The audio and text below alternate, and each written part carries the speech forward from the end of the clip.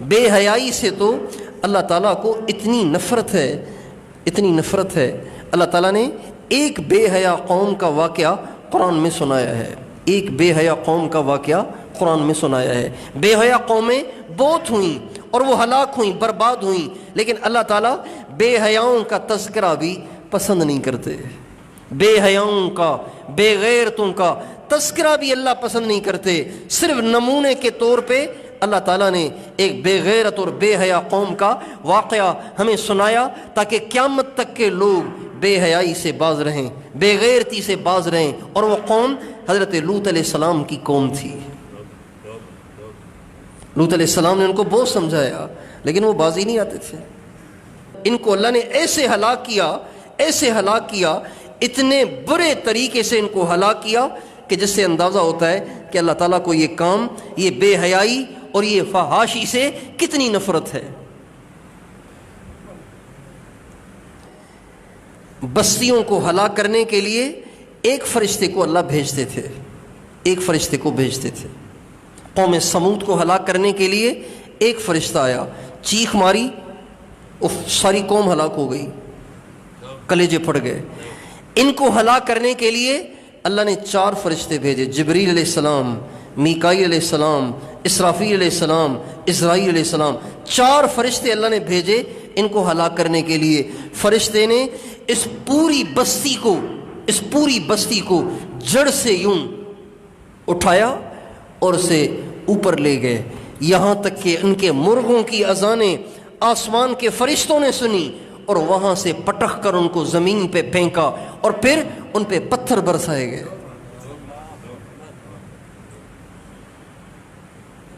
وَجَعَلْنَا عَالِيَهَا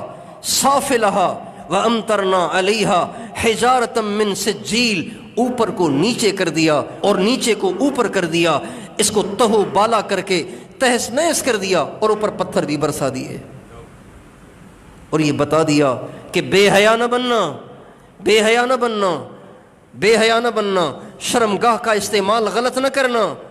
شرمگاہ کا استعمال غلط نہ کرنا۔ ہمارے نبی کا ارشاد ہے کہ اللہ تعالیٰ نے جہنم میں ایک تندور بنایا ہے۔ جہنم خود کتنی خوفناک ہے، لیکن جہنم کے اندر ایک تندور ہے جو جہنم سے بھی زیادہ خطرناک ہے، اور اس تندور میں صرف زانی مرد اور عورتیں ڈالی جائیں گی، اور ان کی بدبو اتنی ہوگی کہ جہنمی بھی ان بدبختوں سے تنگ آ جائیں گے، کہیں گے یہ کہاں سے بدبخت اور مصیبت آ گئے ہیں، نکالو ان کو یہاں سے۔ جہنم میں جلنے والے جو پی رہے ہوں گے، خون پی رہے ہوں گے،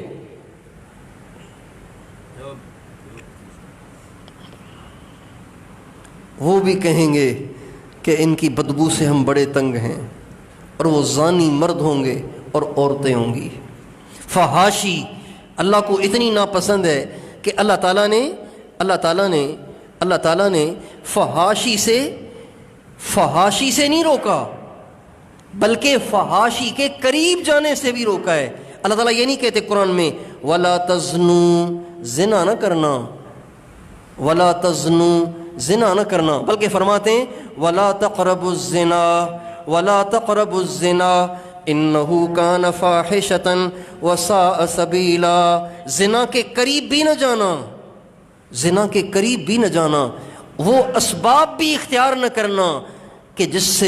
جن اسباب کی وجہ سے زنا میں پڑنے کا اندیشہ ہو۔ إِنَّهُ كَانَ فَاحِشَةً، یہ بے حیائی کی انتہا ہے، وَسَاءَ سَبِيلًا، اور بہت برا راستہ ہے۔ آج عام ہے، انٹرنیٹ نے ہماری نسل کو بے حیا کر دیا، ہماری عورتوں کو بے حیا کر دیا، حجاب ہی ختم کر دیے سارے، حجاب ہی ختم کر، شرم بھی، پہلے شرم بھی آتی تھی، اب شرم ہی نہیں آتی۔ نوجوان آپس میں بیٹھ کے لڑکیوں سے اجتماعی طور پہ گپیں لگاتے ہیں، کسی کو حیا نہیں آتی کیا کر رہا ہوں، خدا دیکھ رہا ہے۔ جب قوم بے حیائی کی اس سطح کو پہنچے تو پھر اللہ تعالیٰ ضرور صفائی کا انتظام کرتا ہے۔ اس لیے اگر ہم چاہتے ہیں کہ اللہ تعالیٰ کے عذاب سے بچیں تو استغفار، خود بھی اوروں سے بھی استغفار، توبہ توبہ توبہ، ہر ایک سے توبہ کرائیں، ہر ایک سے استغفار کرائیں، ہر ایک کو اللہ پاک کے سامنے جھکائیں۔